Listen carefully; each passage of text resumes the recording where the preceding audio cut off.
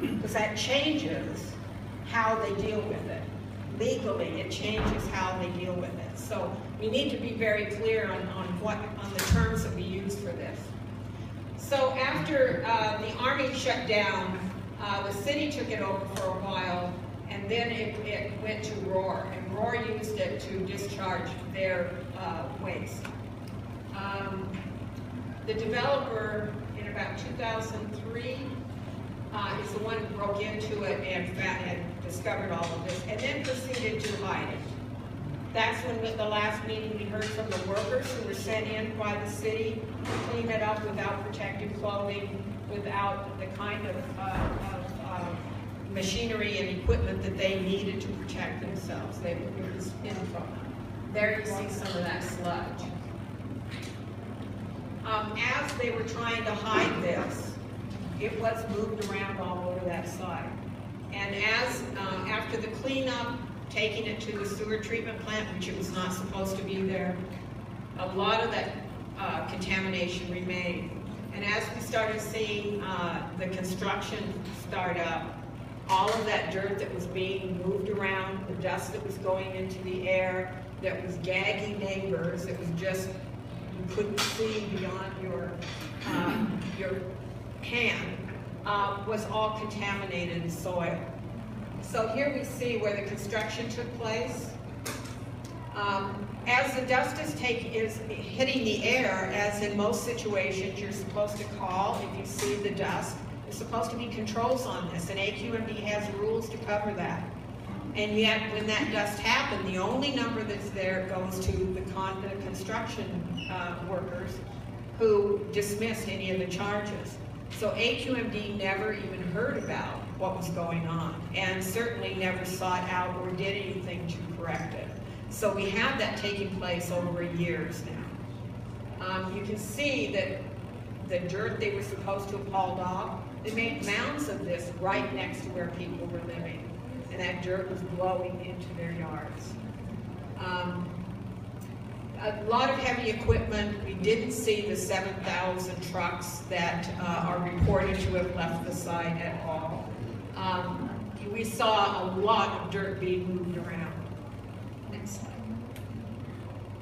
So this is the area that we have a lot of concern about.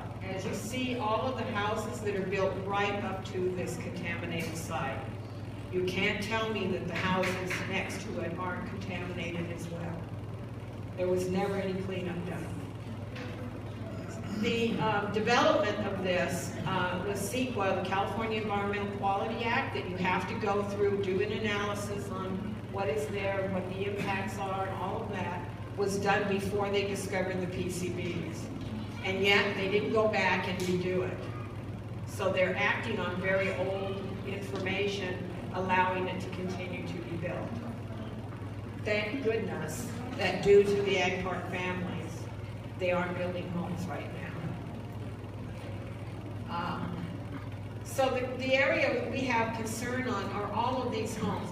The site itself, yes, we're concerned about that. We're concerned about families having homes built there and moving in. But the primary concern for us is the families that are living here, have been living here for a number of years, who have been exposed and who are experiencing a lot of illnesses.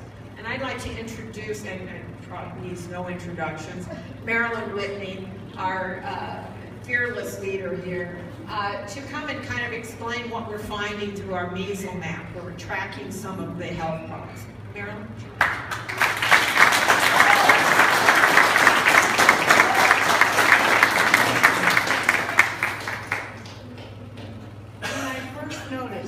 That my neighbors were becoming sick and that animals were dying, I started asking around.